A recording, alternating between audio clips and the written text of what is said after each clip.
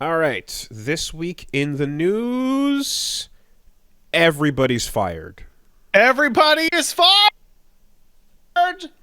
Redundancies. That's the British word Hey, listen, if for you got fired, layoffs. I'm sorry that you got fired. You probably shouldn't have gotten fired. Yeah. So, the the number is 16% of Epic's workforce has been cut. 870 jobs as Fortnite has not grown at the rate it was expected to. And, when asked for comment, CEO Tim Sweeney says that the layoffs will enable Epic to get to the other side of profitability and become the leading metaverse company. So, Hold hey, on. Are you hey, talking about Tim Dumbass Sweeney who got fucking iced the fuck out by David Szymanski the other day on Twitter for saying that American capitalism isn't a political idea?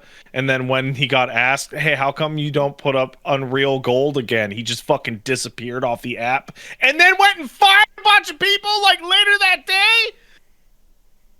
you know,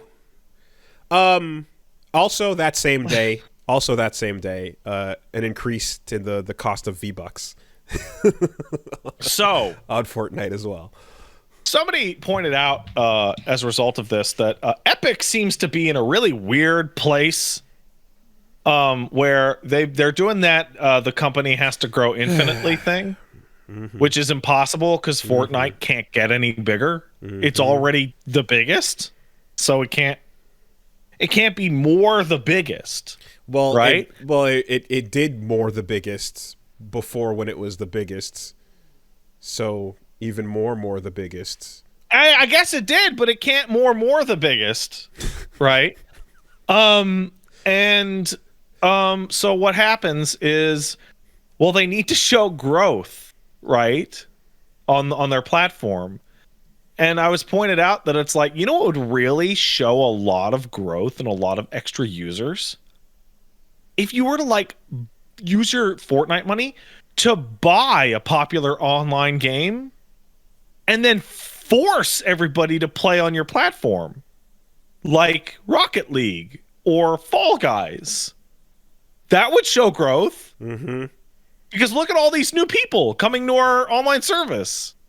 Wow, there's so many. Yeah. But then the next quarter you have to do it again. And So there's you a lot can't of do it every quarter.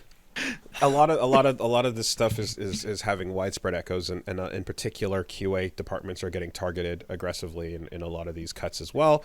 There's of course third party QA situations where technically, even though you've been working on this company's games for years and years and years, you're under an umbrella of a third party company. So, if you get released from that, or if that project gets pulled, it's not technically a layoff. That's a big part of how the industry has been going. There's shit like with Team 17, for example, where a ton of job losses happened there as well. But I think the difference in this story is that alongside all of the firings, the CEO is also being let go. And that's interesting because that never fucking happens. Yeah, Usually you're right. when there's a ton of layoffs, there's no fucking, and then you fall on your sword, and then you Tim, and then you too? No? Tim? Tim? Hey, Tim Dumbass Sweeney, you want to give it a shot? How about you? You no, okay, of course not. Never. So, try again next time and see how many lives you can fucking roast in the process. Yeah. It's kind of wild when like the season of layoffs occurs and you just kind of see this like inhale moment across the industry. I forget who it was, but somebody who I follow described that, for an industry that makes more money than every other entertainment medium combined, I don't understand why it's impossible for anyone to keep a job for more than 5 years. I mean, it like if you follow the base rule of like make a small studio, make a thing, people like it, get acquired, join the giant thing, get pushed into the orb, not into the mass blob of wherever the jobs are, get your team split apart, and then when the time comes, the axe comes and out the door you go. That trajectory gets a bunch of people paid on the way, so you can't really slow it down unless the person that started it is like basically going to resist that buyout moment. But profitability and infinite growth, as you mentioned, as an incentive, mean that there's a fucking conveyor belt to that situation, as long as like the decision makers don't change over the course of 10, 15 years. So we watch this happen over and over and over and over and over, and it's like, okay, well, we're gonna force growth by acquisition. You can't do that forever. So now you're gonna force growth by cutting, right? But then you hit the moment where you can't cut anymore, and then you force growth by just charging more for everything. And you said the the cost of V-Bucks went up already? The same day that the layoffs occurred. Wow, so they just skipped right to the end. Same moment.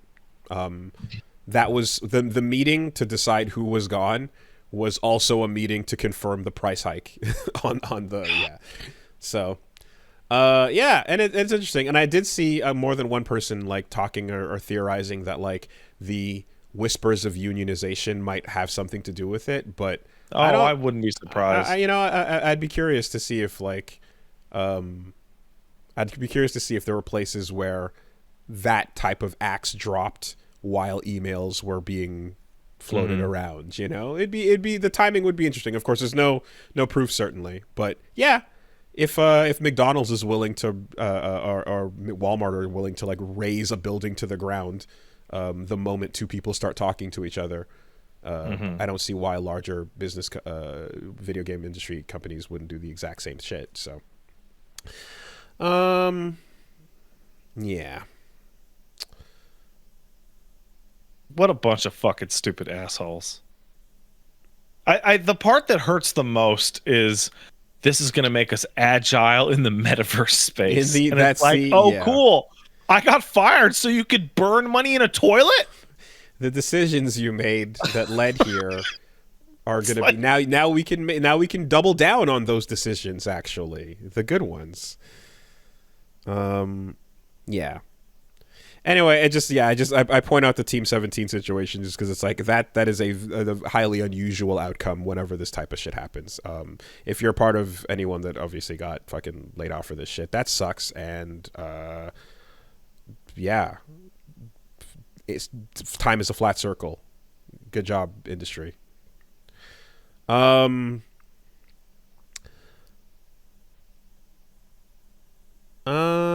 there another company that here?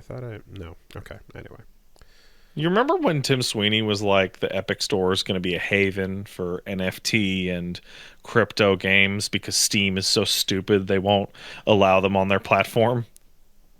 That was like 6 months ago.